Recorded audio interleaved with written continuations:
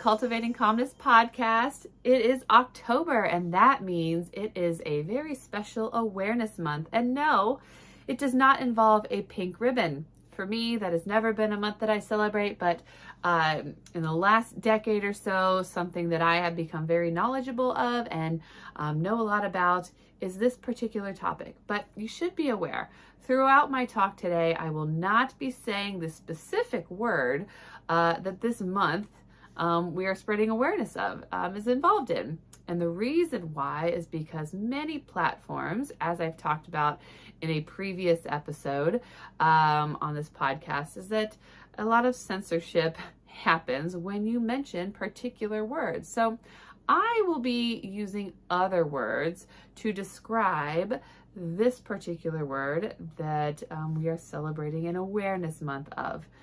It is a particular injury awareness month. Another term that people tend to use to describe this is the word jab, or pokes, or cupcakes, or fill in the blank, any other thing you would like to use to reference the thing that goes in your arm or your leg to put into your body something that you're supposed to build an immunity to. That is the Injury Awareness Month that we are celebrating, or not really celebrating, or bringing awareness to for the month of October. So I just want to spend a little bit of time talking about this today, and I will do my very best to not go down rabbit holes, because this is a topic that I know a lot of information about, and I know there are more people out there that know a lot more than me. I have spent years reading books, listening to podcasts, finding information about this topic. So it's just something that I know a little bit about, and I really want to focus today on just the cupcake injury. So what can happen, what you can do if you experience, or you know somebody who's experienced a cupcake injury. And I happen to like cupcake. Not only are cupcakes delicious, but it is a good reference if you're trying not to mention a certain topic. So I may use that term throughout this talk today. If you are coming in the middle, cupcakes are referencing a specific type of product that you get, and we are talking about cupcake injuries today. So what is a cupcake injury? Well, a cupcake injury is something that happens to you once you have received a cupcake. So what are injuries? The injuries range from something maybe we might consider mild, like redness at the injection site or swelling, all the way to the extreme, which would be death. And yes, that has occurred. There are documented cases of death, and a slew of injuries that can occur. And some of those, I will name a decent amount, but this in no way covers all the types of injuries that can occur. These are just some ones that are well documented, and there are other many more well documented injuries that have occurred. Some can be very controversial in nature. I will not be mentioning those specific ones today. Actually, some of the ones I may mention you may consider to be controversial as well, but it is what it is. So again, swollen or puffiness or redness or pain at the injection site. Typically we get those in our arms, but oftentimes when children get them, they get them in their arms and their legs. So it could be a reaction anywhere in those areas. You can experience seizures, encephalitis, that's like swelling of your brain, eczema, hair loss, tinnitus, organ failure, fainting, the term known as POTS. You can have severe allergic reactions like anaphylaxis, where you typically need the EpiPen to help you because of the ingredients that are in those cupcakes. Let's see here, like Bell's palsy. So that's like where half your face kind of like droops, and it looks like you've had a seizure. I already said seizures. Granulomas, I believe those are like the little feels like little deposits under the skin, like hard fatty lumps. and there may be some other names for that, MS or multiple sclerosis, transverse myelitis, 𝗒𝘂𝗵𝗵𝘏 syndrome, and many more. Those are some ones that, I came up with, that I know I've seen happen, and I have read documentation on those types of injuries happening. So when can they happen? They can happen immediately, or sometimes it could take weeks, months, or even years for an injury to present itself. So how do we actually know that it's an injury caused by a cupcake? Well, how do we know it's not? I guess that's the question. The assumption is that all cupcakes are safe. Unfortunately, and I'm not going to go down this rabbit hole, this is for you to do some research, and I encourage you to do so. There are many valid sources, including the CDC, on like resources for learning about what can happen, and what type of research is done into cupcakes and how they are proven to be safe, or maybe really not so safe. But there are many sides to this debate. I'm not here to debate that. I'm here to just talk about the injuries that can and do happen. Anyway, immediately, 2 months or years later, you can experience a reaction to a cupcake. In the year 1986, President Ronald Reagan created the National Childhood Cupcake Injury Act. And what that did was to allow people to be compensated for their cupcake injuries through a special court system that is considered a no fault proceedings. It is run essentially by the people who are going to be paying you. So you can take from that what you will.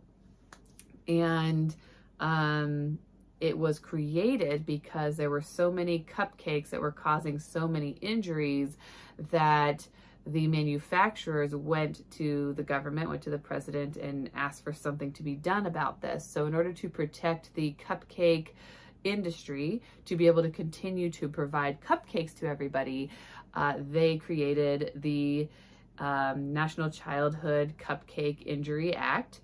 And that basically took money from every cupcake that everybody gets or pays for, and a percentage of that from those funds, from the money that they make from each of those, goes into this fund to pay for the injuries. Are you with me still? Hopefully you're still with me, okay? So that has its own process. You have to submit documentation, and you have to report to 𝗏𝘂𝗵𝘀𝗀. That's VAERS, 𝗏𝘂𝗵𝘀𝗀. That is the Cupcake Adverse Event Reporting System. And it asks for some specific information, but you can go there and you can look up all of the cupcake reactions that have ever been reported on there. From, now I don't know, the internet didn't exist back in 1986. So I'm not exactly sure when and if they've uploaded the past ones, but at least for the last decade, all of those are visible and you can see them, to my knowledge. If I'm wrong, somebody correct me, please. So you have to go there, submit your report of your injury. Again, it could be for the swelling at the injection site, or it could be for something a lot more serious. I personally know numerous people who have received injuries because of an injection. Some recognize those as a injury. Some do not recognize those as an injury. Some have made their own reports. I have a friend, acquaintance who was injured, and their injury was 𝗒𝘂𝗵𝗏𝘏, so they were paralyzed from the neck down for a decent amount of time, and she is still recovering, and I can't remember exactly how many years ago it was. I think it's been over a decade. Still has side effects. She did get compensated, and the compensation fund only compensates up to a certain amount in most cases. So even if you have millions and millions of dollars in medical bills and expenses because of your injury, you will only be awarded a certain amount of money to compensate for your injury. So you can go to that. If you have ever experienced a cupcake injury, go there and submit it. You'll have to hire a lawyer to be able to move any further and to be able to receive compensation. Most people end up wanting to receive compensation, I mean, to cover their medical bills, yes, but also just to kind of spread that awareness that this can happen, because oftentimes people who experience a reaction are shamed or belittled or made to feel like, you know, what they're experiencing isn't real. You know, we might call that gaslighting, but it is very real. And there are numerous books out there that document not only these injuries, but how these injuries happen and you know, why they happen and the science that is behind that. To date, the compensation fund has paid out over $5.2 billion, with a B, billion dollars since the fund started in 1988. And I believe I have that year and those numbers correct, so that those amounts keep going up. And it is very hard to receive compensation. It's not an easy process. It isn't like you go to court and in a month you have your payment. Oftentimes these people who go to court are there for years and years before they see any money for their injury, especially those severe injuries that I mentioned. So this is all just to bring awareness that injury is real. It can happen. It has happened to people I know. I would consider myself to have an injury. Mine was more minor. It's possible that, you know, I could be experiencing side effects from cupcakes, you know, years later. But that, you know, isn't something that is, that I have determined is related, but it is possible. And so this is why, you know, this is kind of where my journey started, even though mine was fairly minor. That's where it starts. You know, something happens to you and it causes you to look into something, and it causes you to do more research and talk to people and find things. And the more you find, the more you know, and you keep looking and you keep finding, and you learn things that you wish you hadn't learned. And then you arrive to where you are today, where I am today. I mean, when I started my practice over 10 years ago, I did not think the way that I think today. So like, I am proof that, you know, you can change your minds, you can learn things that will shape who you are and what you do in your life. I mean, even when I went to college, I was a health education major. I learned all about cupcakes and what they can do for you and how beneficial they are and how great they are, and never once learned anything about how dangerous they can be. That wasn't until, you know, several years later that I learned about that myself. And so my perspective from when I was an undergrad in college to today, you know, over a decade later, almost 2 decades later, I am, you know, completely on the other side, and I've learned many things, and I practice holistically and do things naturally in my home. Again, it's been a process. It's something that I have done over time. I didn't just come to this conclusion overnight. It wasn't something that I just decided to believe. It was something that I learned and I questioned and I thought. And, you know, when you're in that newly learning stage, you often feel this like dissonance where it's like, but I believe this, but how can this be true? And what? I am getting a little off topic, but I wanted to bring awareness to Cupcake Injury Awareness Month for the month of October. And if you have any questions, I'd love to hear from you.